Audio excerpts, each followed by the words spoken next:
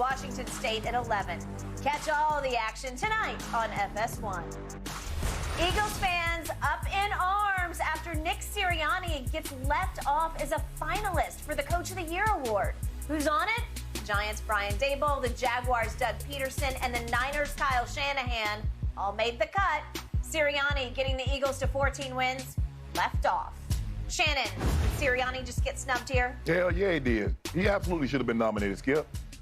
His quarterback was in the MVP discussion all year long. They tied for the best regular season record in the NFL. And they broke their record. That's the most wins in franchise history, the #1 seed.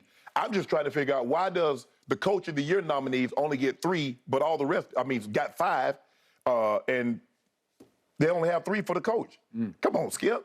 This man just definitely, he's 5 wins over what the projections were. 5. Brian Daboll is 2. They projected to win 7 games. They won 9. Yep. Same goes for Doug Peterson, Kyle Shanahan, plus 3. They gave him 10 wins. He absolutely should have been in consideration for Coach of the Year, given how well the Eagles. Who had the Eagles in the NFC Championship game? Hell, I'm not even sure Nick Sirianni had them in the NFC Championship game. And you mean to tell me that can't get you a consideration? You mean, Skip, I'm not taking anything away from any of these guys. Dougie P, what he's been able to do to get the #1 overall draft pick to win the division, even though we know that was a crappy division, that give him credit. He did that. He did do that, and he won a playoff game. Yep. But the voting was already in. Yep. I'll give Kyle Shanahan, because this is his 3rd quarterback. Trey Lance get hurt, Jimmy G get hurt, Brock Purdy, give him credit. Brian Daboll, he did unbelievable thing, because, hell, I thought Daniel Jones was just a jag, just a guy. Yep. And he's got him playing like, you know what? He's not just a guy. He might be, we might can make something out of him. But to say Nick Sirianni doesn't deserve Coach of the Year consideration, Yep. I don't know what the hell they looking at. What's the criteria? He absolutely deserves it, Skip, and they missed the boat on this one. They missed the boat on this one. I can't answer your question as to why only 3 get nominated in this category. Yeah, they got 5, and they got 5, Skip, for the MVP. Everything else, yeah. Okay, I agree wholeheartedly with every point you just made, yet the irony of what you just said is exactly why I think Jalen Hurts should be the MVP. It's all of the above. Who saw Philly in the NFC Championship game? And again, it's off the regular season, right, but it ended quietly for Jalen because he, unfortunately, at Chicago got hurt. But he came back at Chicago with the injury and continued to play and threw for 109 yards and had 3 or 4 big runs on 3rd down and goal line that kept them afloat at Chicago. I don't know how you could ask for much more than that. So his degree of difficulty, to me, was much higher than Patrick Mahomes, because the winning culture was in place in Kansas City. Andy Reid was in place. Travis Kelce was in place. I give you, you lost Cheetah, and I thought it was going to be a more significant loss than it turned out to be.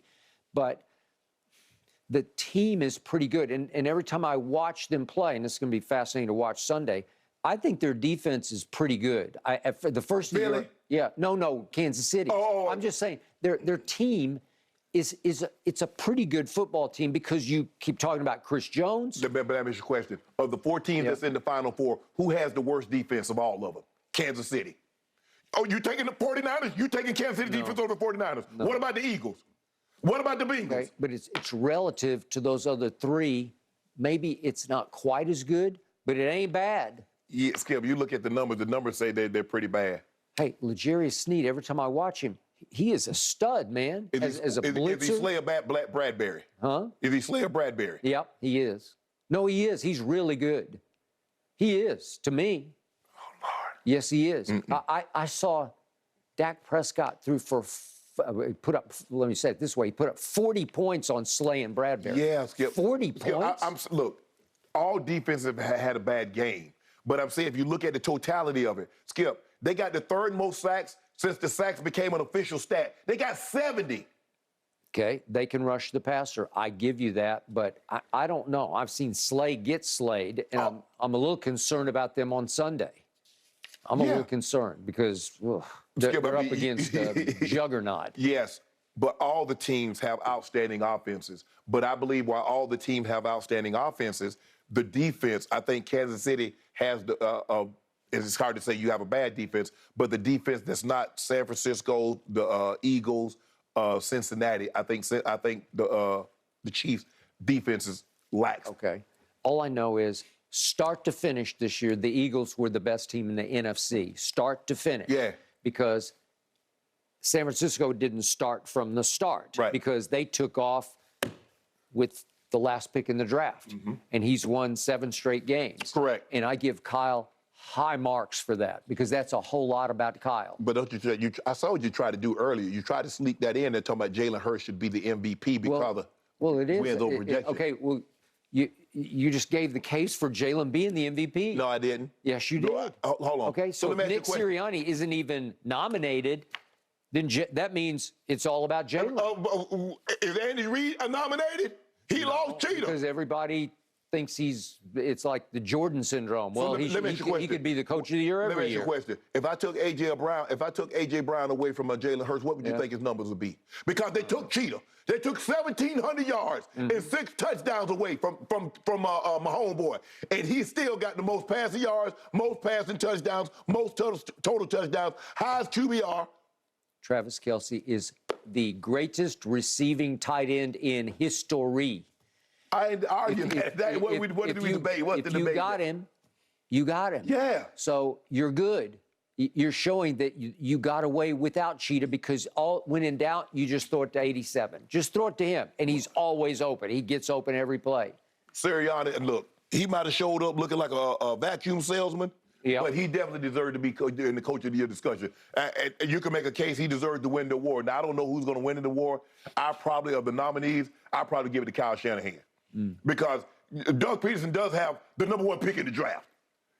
Brian Daboll does have the number 5 or 6 pick in the draft. Okay. That's that's the 260, what, so you say 62nd pick? And that's the 3rd quarterback. Okay. So Trey Lance to Jimmy G to this, and look where they are. Okay, and Nick Sirianni has a 2nd-round pick that most people thought was taken way too high, that you were never sold on for his first, what are we into, 3 years now? Well, you sold on Purdy. Was anybody sold on Purdy? No. Okay. The man skipped they called the man Mr. Irrelevant. Okay. That's how sold they were on him. Who has the best team except for the quarterback? Who has the best team minus the quarterback left in the tournament? 49ers. They do. That's the point. They are flat out loaded. I know from last Sunday evening. Yeah. They are top to bottom stacked everywhere. Yeah. With skill, talent, and Then that the Eagles. defense is hellacious. And then the Eagles. Yeah. And then the Bengals. Okay. And then Kansas City. Okay. So the point is that Kyle had a whole lot to fall back on except for the quarterback, right? Yeah. And the quarterback looks like Joe Montana Jr. to me, so maybe they just hit on something. Right.